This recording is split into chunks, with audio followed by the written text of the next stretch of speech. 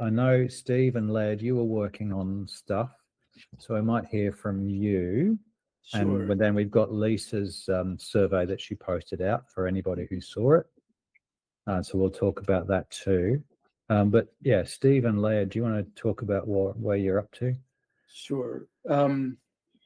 We've been,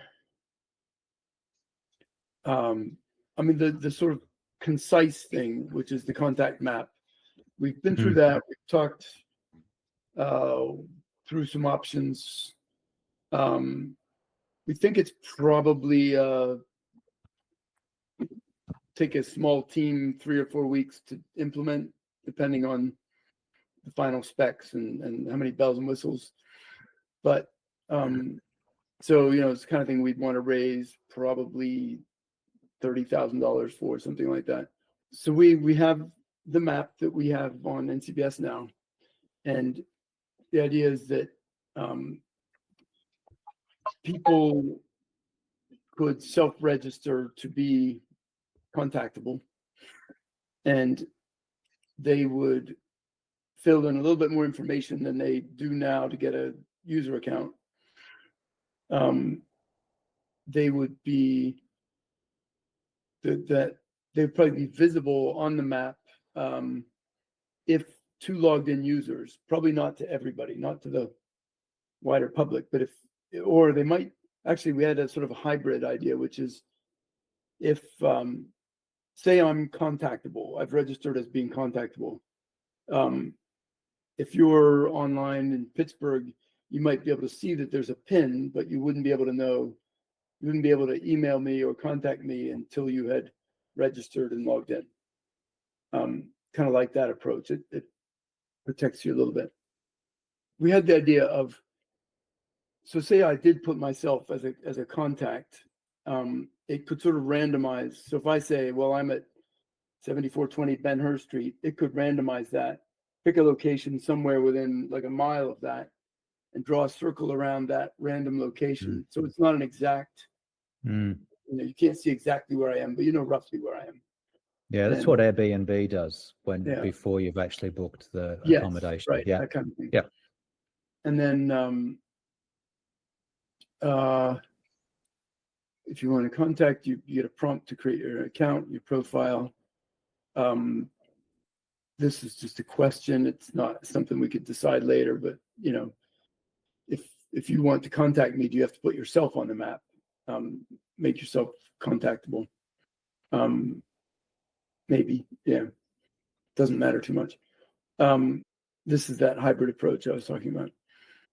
The simpler way to do this communication is to use that Craigslist style kind of unique generated email address, where it strips your real address and gives you a temporary generated one. And the big pro there is that everybody knows how to do it.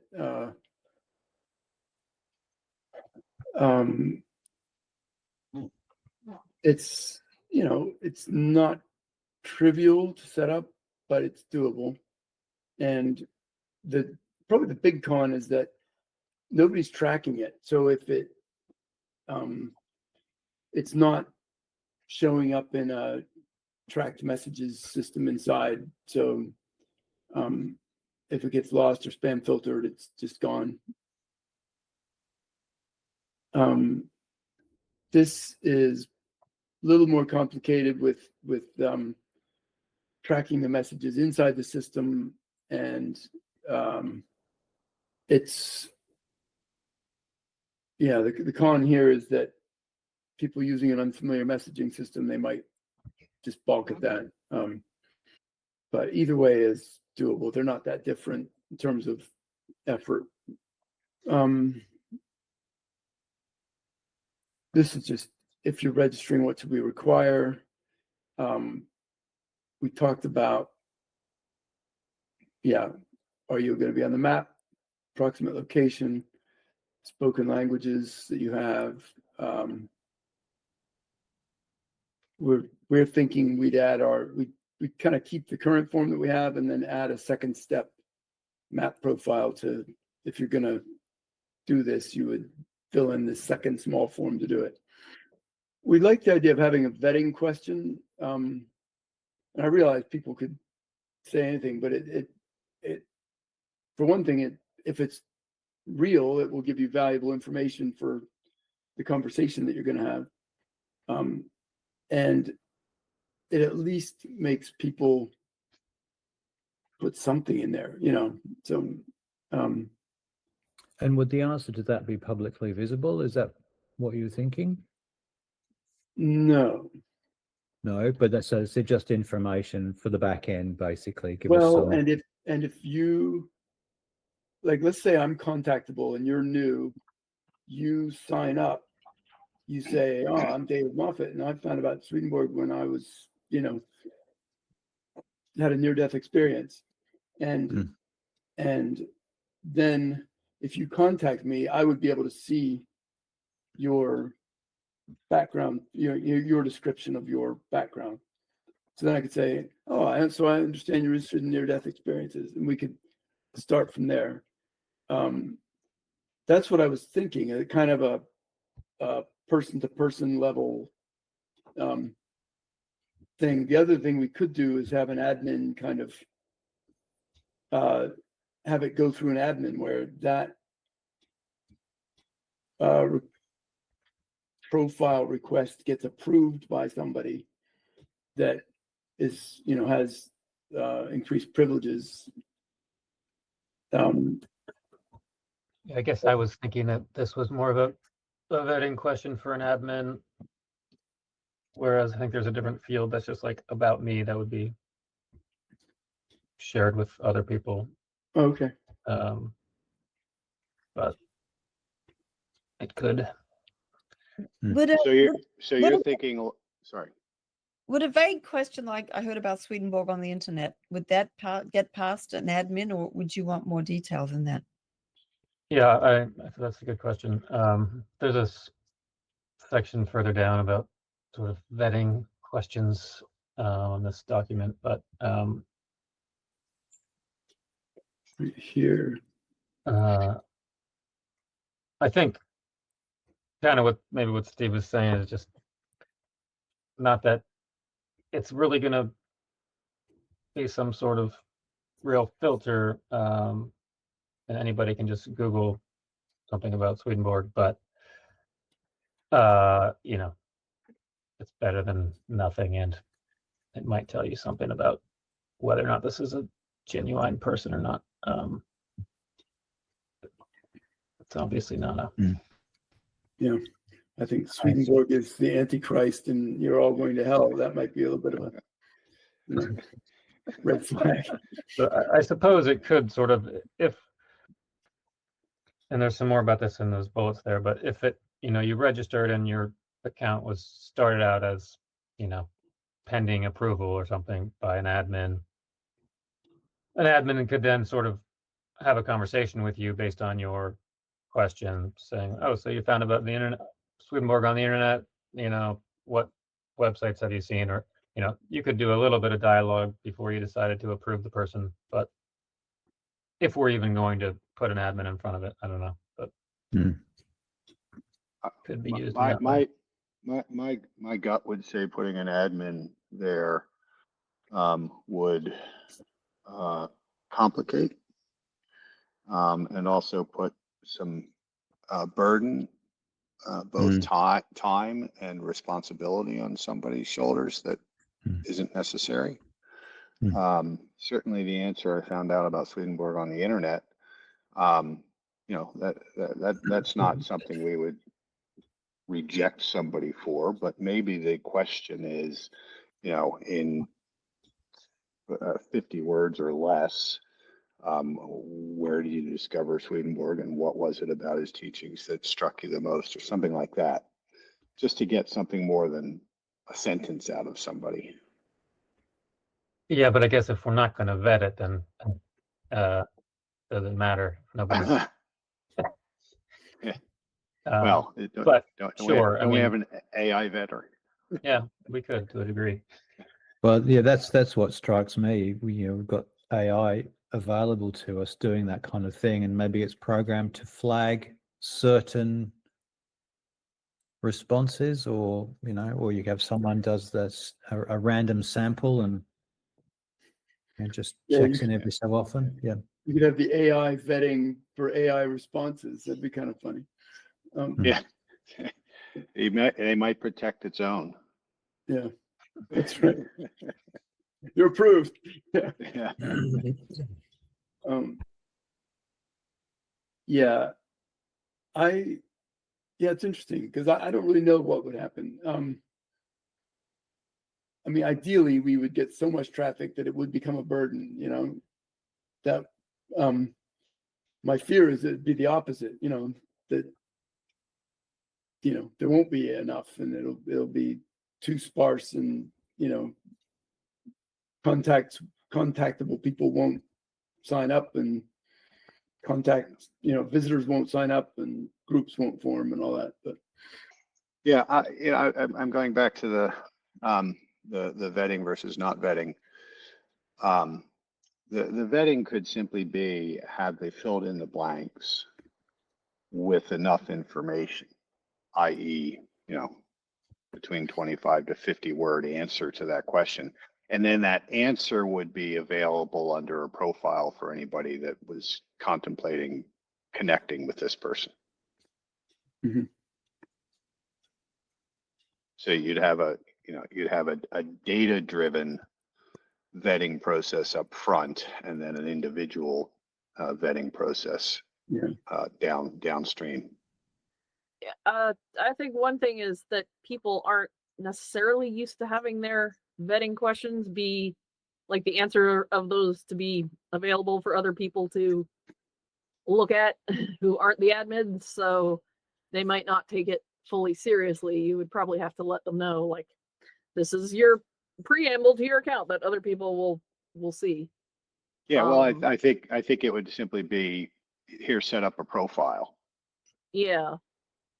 Now we'll use it to a certain extent purely on, did they respond to all of the questions with enough words? So we'll use it as a vetting mechanism. But from their perspective, it's just my profile. Yeah. I mean, I would from a agree really, with Lisa. I think it just would need to be very clear that this is, all of the questions on this page are for your public profile. Usually profile contains username and password too, and you don't expect those to be, public. So just as long as it's clear, then it should be fine. But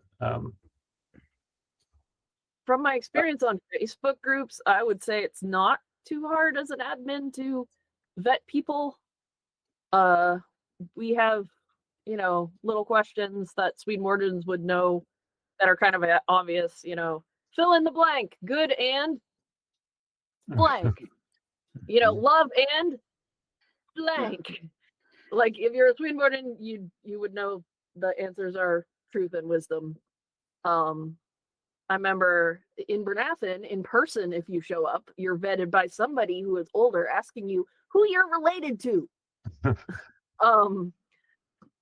I know, and when we had the Bernathen Scuttlebutt page, which is like a group of people talking about stuff that happens in the geographical area of Bernathen, I can't remember what the questions were, but I remember one of my answers was, it was something like, why do you want to join?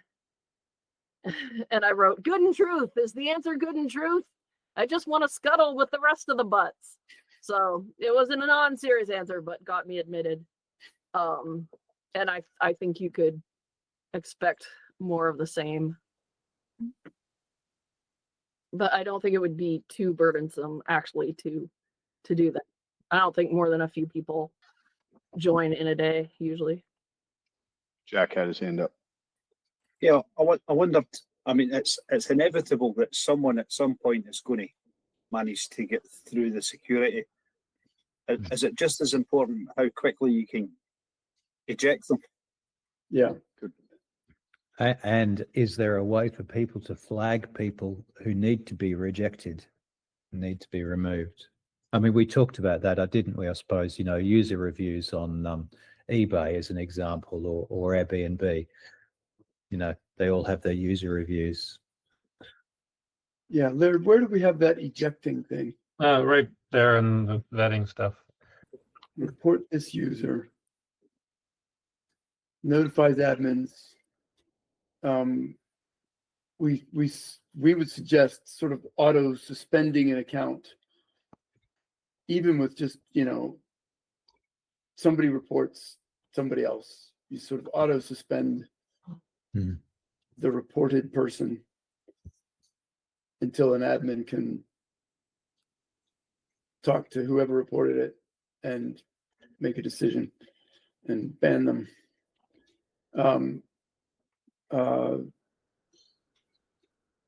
Yeah, I mean, it is, there was a group, Swedenborg Project had a group, like 600 people, something like that at one point, not, maybe 15 years ago. And one bad apple can spoil a whole barrel, just nobody wants to, nobody wants to go there because this person's going to be there wrecking it all. So, in the general church, we call that the clergy listserv. to be good, probably, yeah. Yeah. So anyway, that functionality needs to be in there. It needs to work pretty quickly and pretty smoothly. I suppose you could get into a cat fight where each one's trying to ban the other or something, but I doubt if it's going to devolve into that very much. I don't know. I think some places have a kind of consensus mechanism where if more than one person sort of can join together and get rid of somebody. You can gang up on somebody. Yeah. Like that isn't that mostly a teenage girl thing, Lisa? I don't know. Do you know? Alas, when I was a teenager, social media had not been invented yet. So I'm actually a little older than I may first appear. So you're not carrying around the scar tissue. That's good. No, they started doing all that after I graduated from college. I think Facebook may have been invented sometime when I was in college, but it wasn't available for everyone until after. Yeah, there was definitely a little thing at Pittsburgh New Church School where there had to be some interventions made, I guess. Yeah. One thing I can say that my mother told me about from the New Earth listserv is that there would be people. I don't know if I should tell this story. There would be people on there of questionable mental health status, and that this group of two of them would just post at each other all day long, and other people weren't sure how to handle it, because do you kick off the people who clearly have problems, or do you charitably let them go on all day because this is entertaining for them and maybe they don't have other things in their life? Right. So, well, and you will face moral issues if you have a ban function. Right. And we're not talking about a listserv here, but you would have the same kind of problem of chronic contactors who kept contacting people until enough of them complained and they got banned, I guess. Yeah. I think having a numerical threshold of more than one person complaining would be helpful also, potentially. Yeah. So it's not just like a personal grudge. Yeah. I'm envisioning one thing that occurs to me. So go, Howard. Go for it. I was just going to say, I'm envisioning two Swedenborgians in a small town who both set out to ban the other. Stranger things have happened. I do think, but seriously, we're not talking about a listserv. We're not talking about an open Facebook group where people just start talking across each other. We're talking about people who would be intent on connecting with other people locally regionally. Mm. Yeah, I like most of you probably, I get my fair share of inquiries from various African nations, and I'm like, that's not who I serve. Mm. So I don't know why somebody would be contacting me. Now, of course, my negative attitude says, well, they're just contacting me because they want to work me down the line of sending them money. Mhm. But it's, this is intended to connect people locally. And I think it would be very evident that somebody says, oh yeah, you're in Seattle, let's get together. Okay, I'm in Kuala Lumpur. Mm. So I'm a little less worried. I think the incidence of people that should be banned would be relatively limited and somewhat not hard to decipher. Mm. But that's just my thought.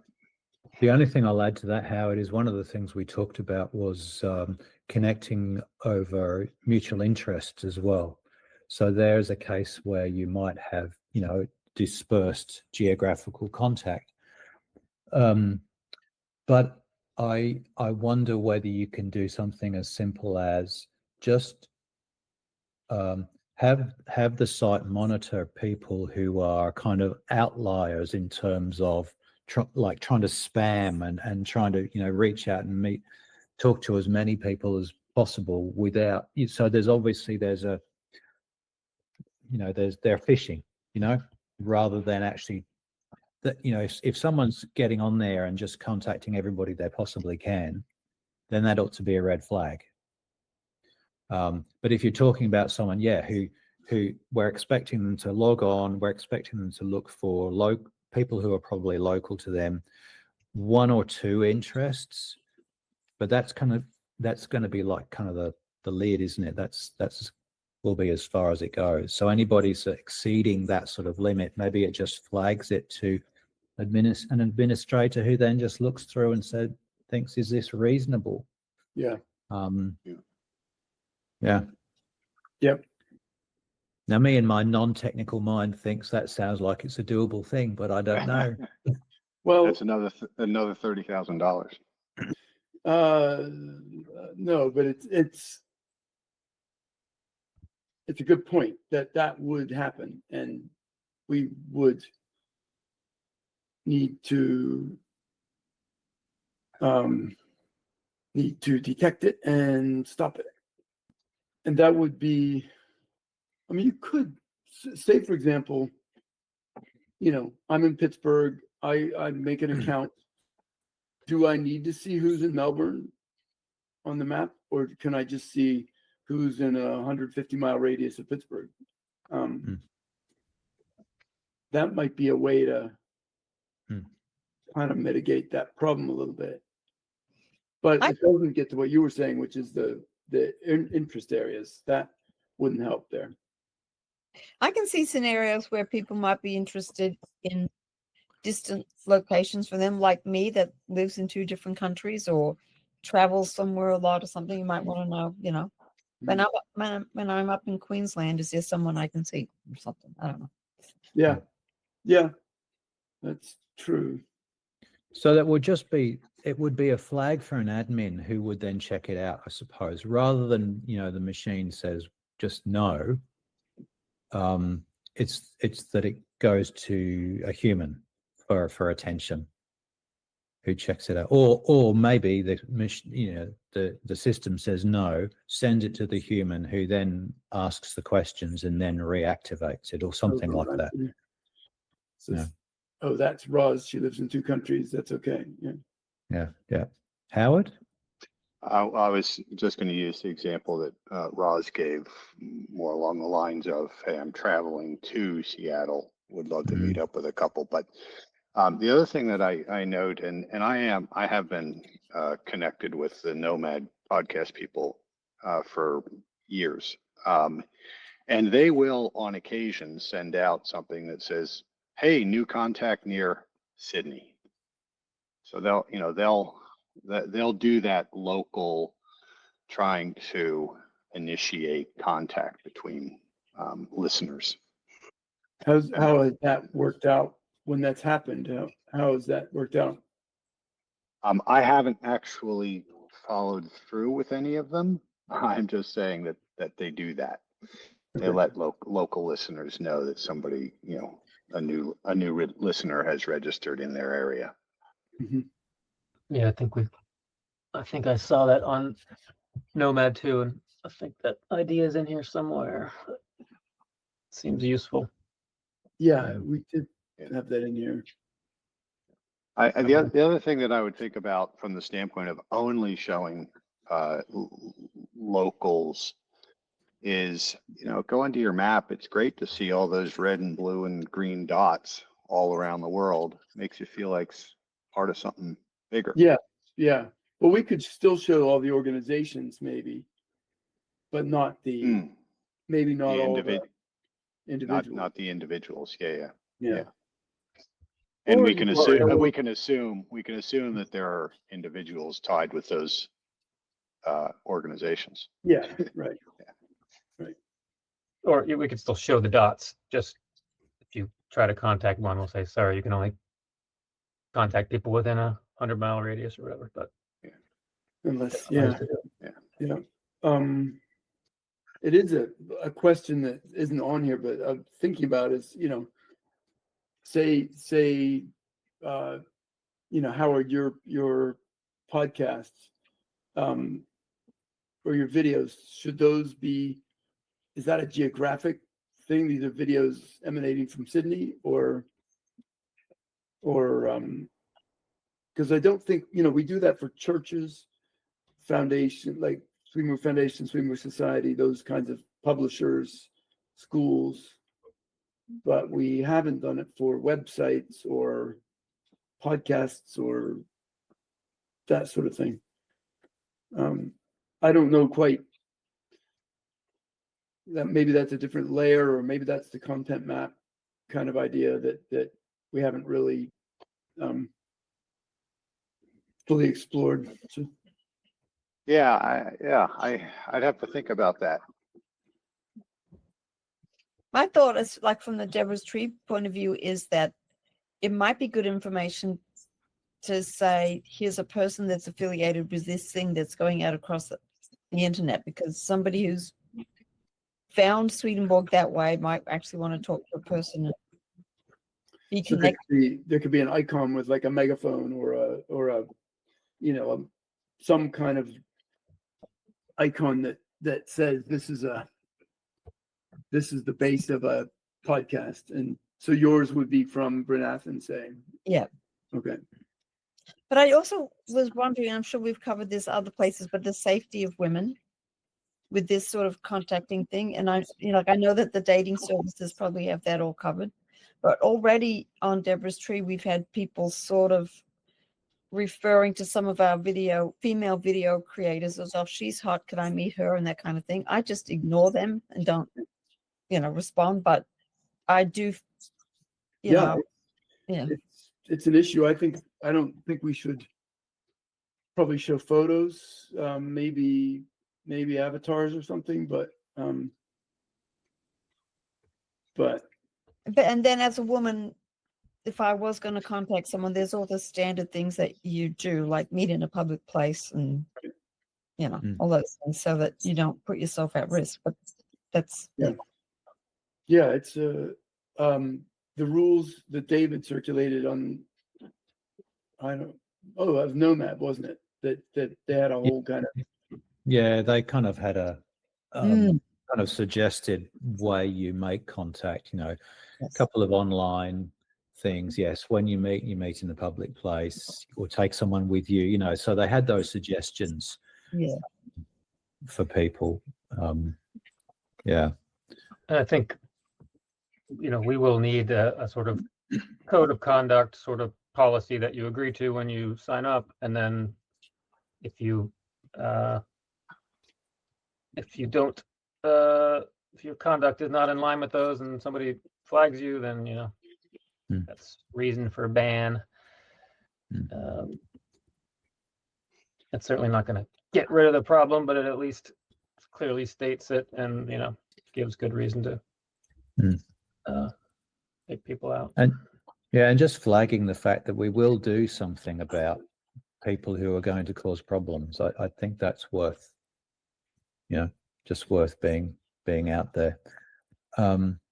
Look, I'm conscious time is moving on. Steve, is there anything else on this document you wanted to cover off here? No, or I mean, it's needed to? shared. We talked a little bit about the group, having the group form. This, I don't know, probably a phase 2 thing, but sort of depends also what you would do in a group. Maybe a group would just be a bigger dot. But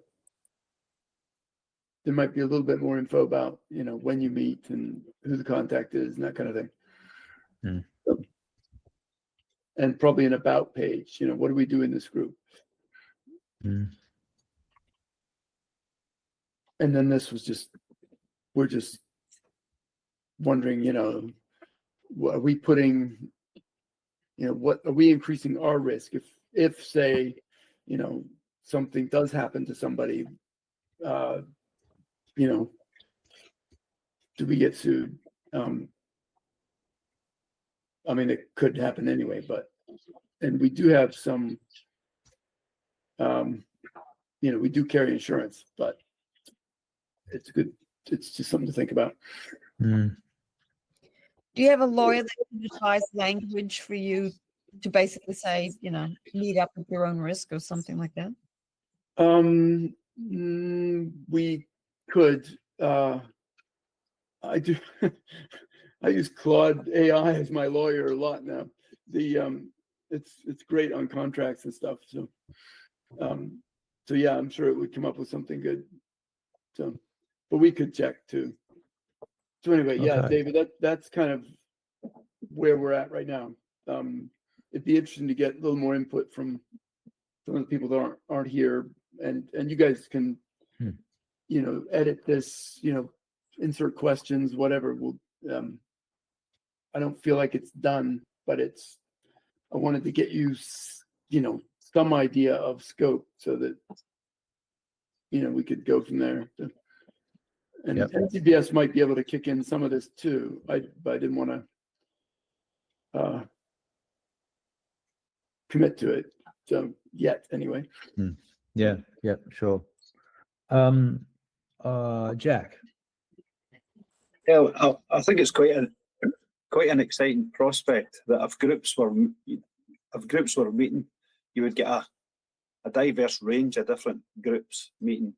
It would be nice to think that they were meeting for the purpose of putting Swedenborgian principles into their particular area that they operate in. That would be a good purpose, I think, for meeting. Okay, look, I want to eventually move on to next steps so we can, when we leave today, we have some sort of sense of where we're going, what we're trying to do in the next period before we meet.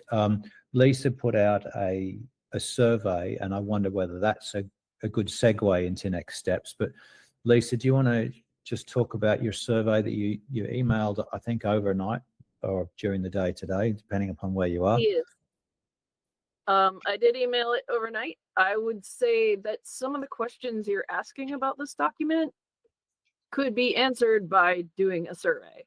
So like the first, I don't know if I can share this. Let me try.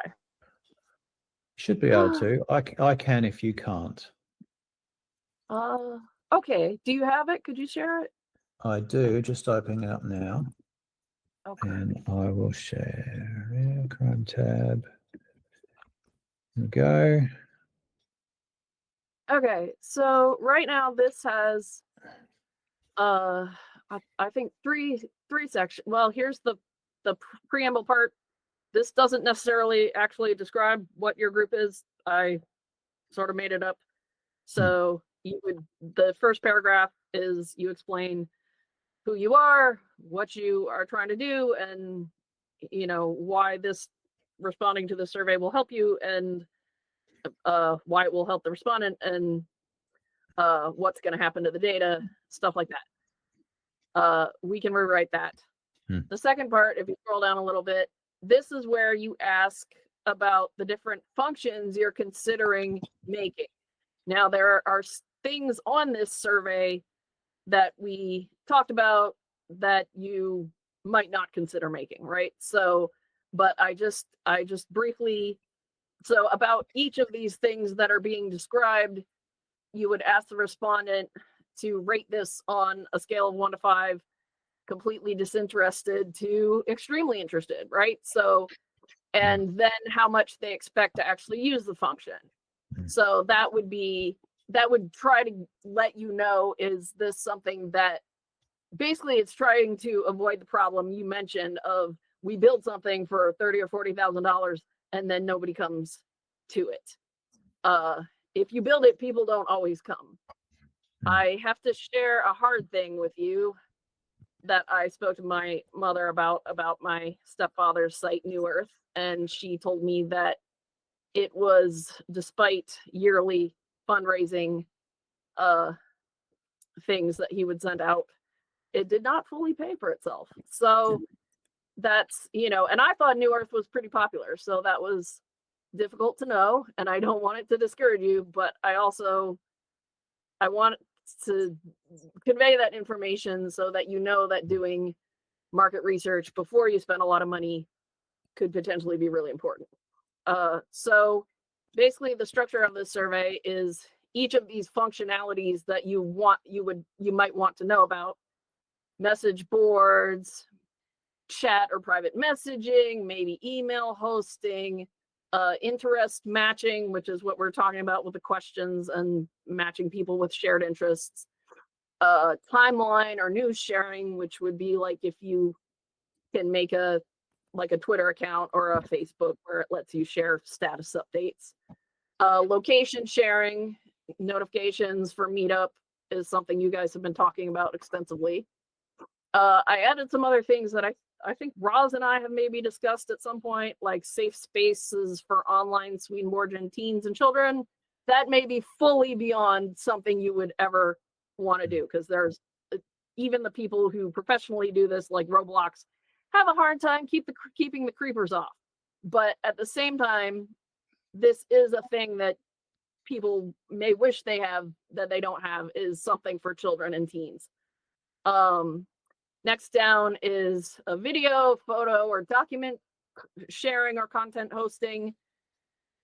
There are people who feel that YouTube or the various hosting sites for videos that are popular have terms of service or cultures that may not allow full discussion of all Swedenborgian ideas, right? Like we might have, you can't write about, I think, suicide on TikTok or anything violent.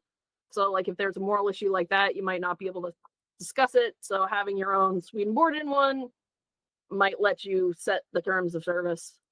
And then I think we did talk about having a 3D social environment. I forgot to put in that you can hold church services in there. But that was the VR chat thing. So these were things that I was thinking up.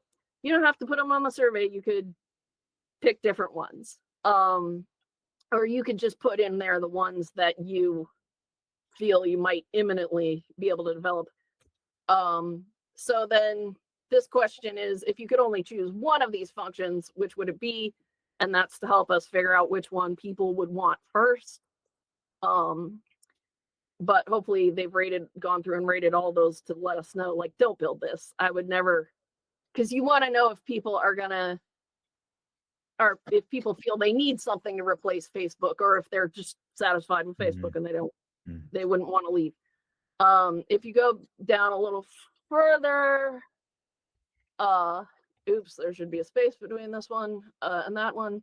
Thinking about a young adult person in your life who you know, which of the above functions do you think would most appeal to them? So this question is to try to gauge, by the time we start making something, it's going to be probably a year or something at least. It may be, depending on how complex you make it, it may be several years before it can happen.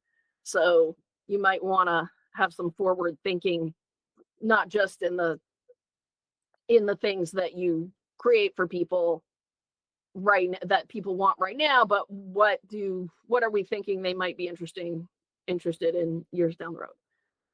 And this question below it is really important. Unmet needs. There may be something that people desperately want to do with other Swedenborgian that's online that we haven't thought of. And this is an open end for people to express that. Now, the second section is about funding, because of the problem I stated earlier about it's possible to build something that then doesn't fully support itself. So this is a section where people can check off whether they would be willing to make a one-time donation or pay a subscription fee for all these different features. And then question 3 is about trying to identify sources of funding, like maybe there's grants or maybe there's individuals who are generous for this kind of project who somebody might be able to recommend. So that's a question where people could recommend resources. That it's a resource identifying question to find out who we can talk to in different organizations about getting money, because it's important. The last thing is demographics.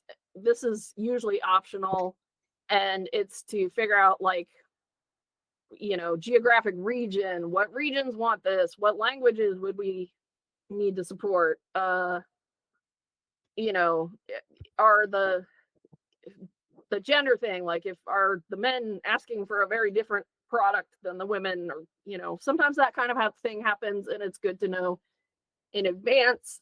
I also put some things on there like how old are you in years, and how many years have you spent in a Swedenborgian church organization, because sometimes newbies and old bees have very different needs or things that they would ask for, and that might be important to know about, depending on what your marketing strategy is. If what you really want is like new converts, or do you really want to make a thing for your existing population, because those two groups may have different preferences.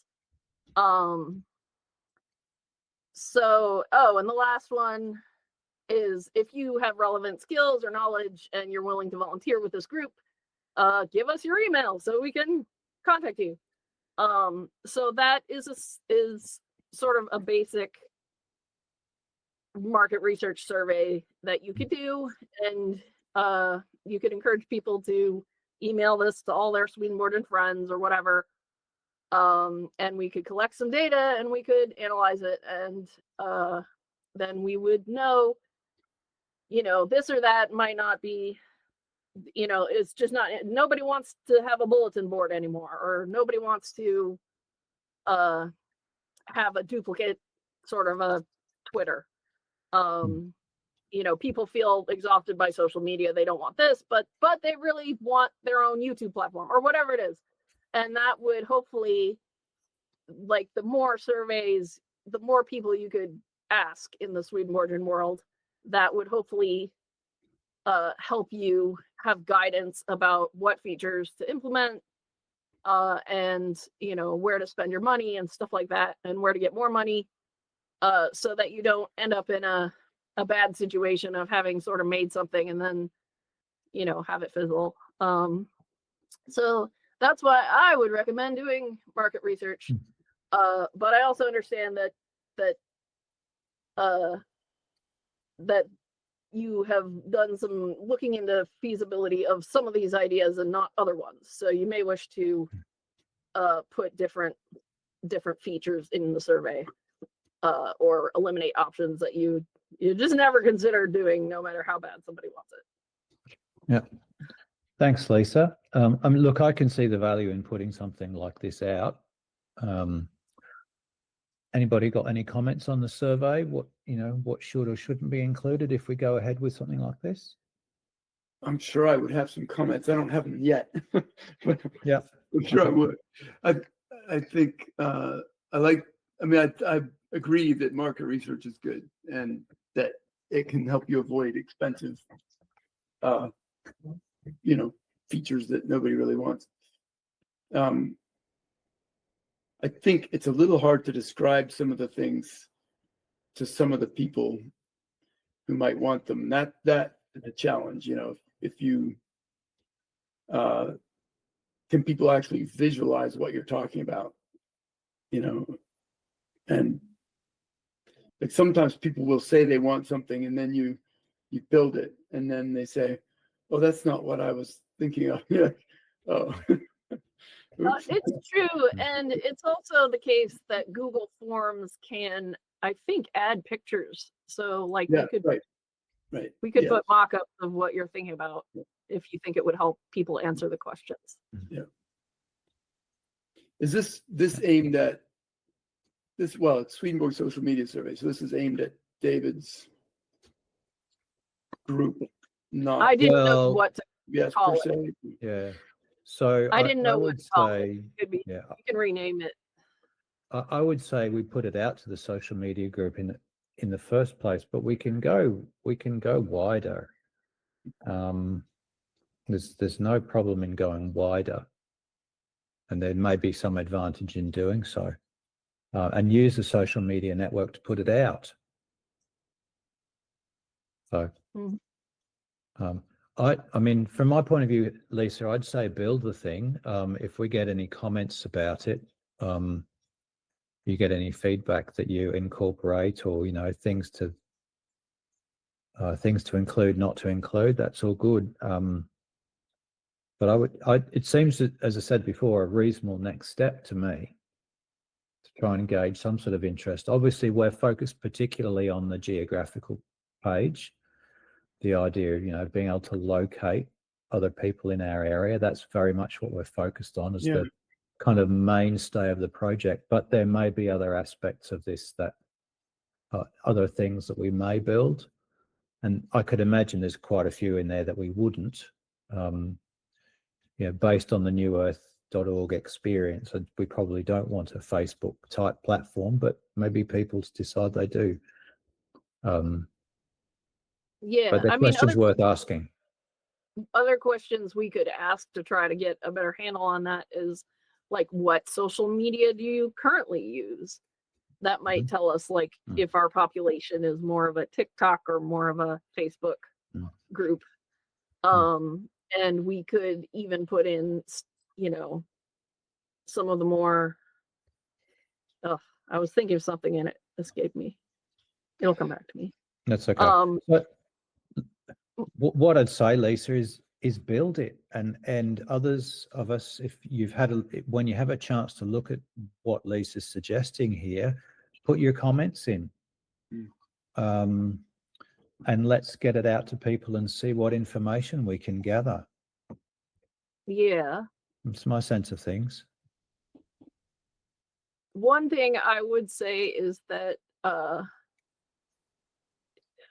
about the funding for this project, is this going to be something where only the programmers are going to benefit from that, or do you see a role for market research funding? Because generating this survey is not hard. However, analyzing all the data for you could be time consuming.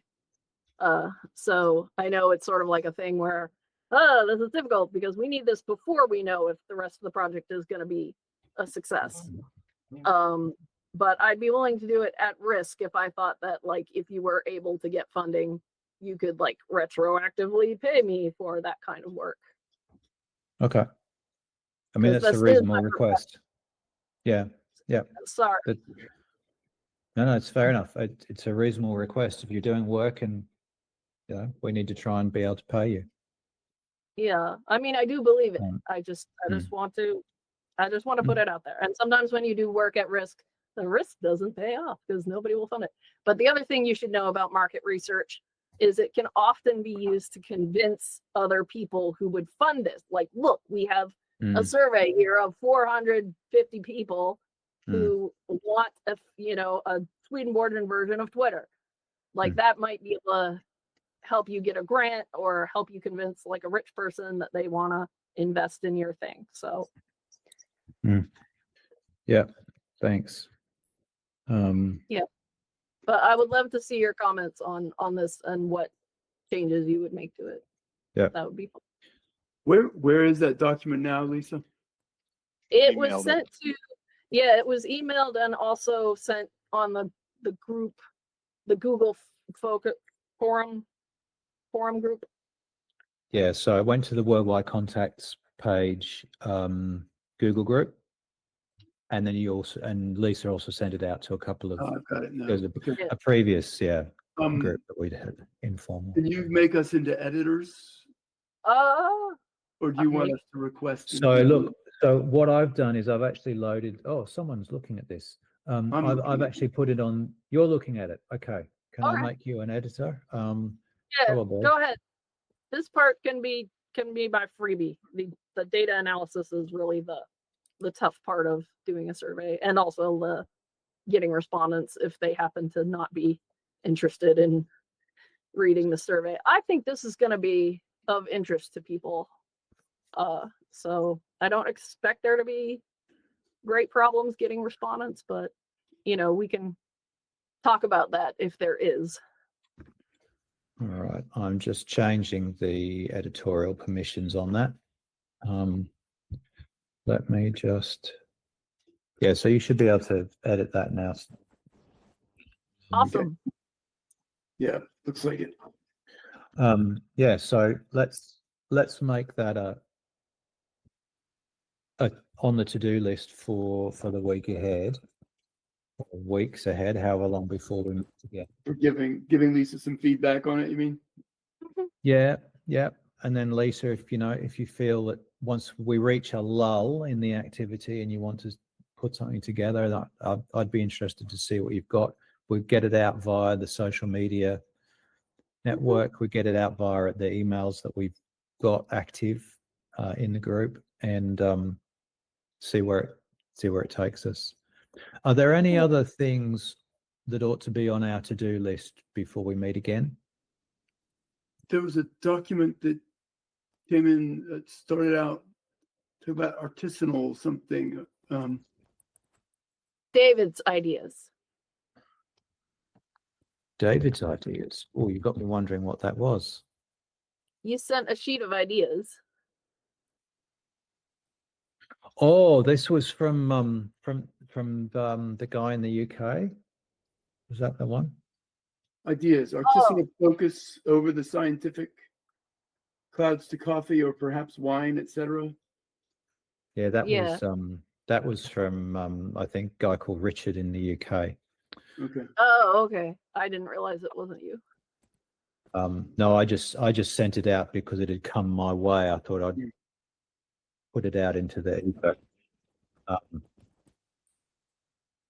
Yeah, there were, from memory, there were a lot of different kind of. We talked about sort of general interest groups. So I'd said, I've set up a group on Messenger for Swedenborgian musicians. Mhm.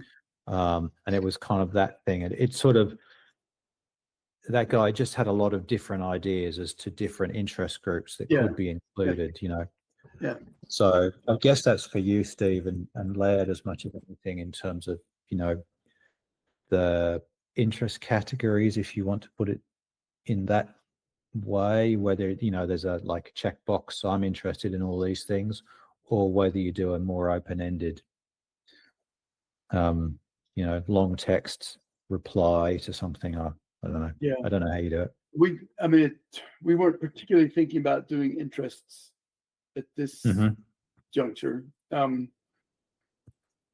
that would go as part of the, would that be part of someone's login and account creation process? Is that or it not? isn't yet. I think I have to think how you would use it. I think it's already going to be pretty sparse to get somebody in your geographic area that's reading Swedenborg and interested in contacting. And if you sublimit it by somebody that wants to do sourdough baking, it's just not gonna. You're not gonna get a critical mass of sourdough bakers in Glasgow. Yeah, that read Swedenborg. it was more realizing that across the world there will be a common interest group. So in our musicians group, for example, if we got into Yeah, there's Ooh, yeah. myself. There's a guy in Indonesia. There's a guy in South America, and there's a guy in the UK. For the music group. Yeah, in the Yeah. musicians group. So Yeah, I think Yeah. that would be really good, but it's just different. it's different. Yeah, Lisa. Oh, I remembered what else you could add to the survey, and that would be you could ask people what pieces of information they would be willing to share, like hobbies, interests, their address, their like you could have all of those things be check boxes on a survey that people would be like, yes, I would share this. No, I would not ever share that. So Yep. Okay. All right. It's past the hour. Any other to-dos before we disappear? I might give guess- myself. I might Yeah, give my. Ross? I might give myself a to-do list to stay in communication with Steve about an up-to-date list of actual locations in convention. Okay. Just for the record, so that somebody can say, Roz, you have to do that. I wrote it down, so we'll get it somewhere or another. So Good. Anything else anybody pressingly wants to say before we log off? Do we want to set another meeting? probably let's see. I think a to-do, like Howard, are you going to talk to Pierce? Do you want to both talk to Pierce? Yep. I'm hoping to. So I'll Okay. follow up with him this week. And you can loop me in too if you want, or we can do that separately. Either way. So Yeah. Yep. And who was it I was going to talk to and I didn't yet? Oh no, it was Chris and Curtis, just to see what they're thinking. I did send an email to Chris and Curtis. They were both affirmative, but say that they may well be busy and not wanting to be personally Right. involved in the same way as we are.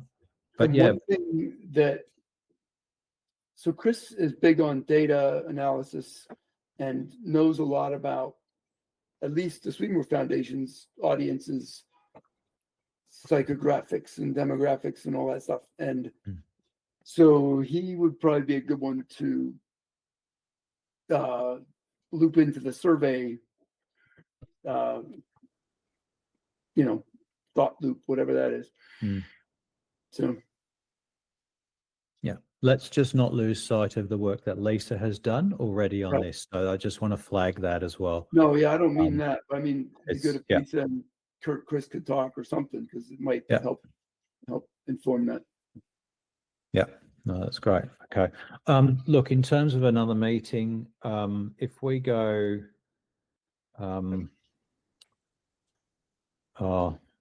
the 11th of December, I think I've got a conflict. you got a conflict on that one? Okay. What is it though? Let me see. Oh, sorry, that's my 11th of December. That would be your 10th. Actually, Sorry, I forget we're all around the world. still in the future. yeah. Yes.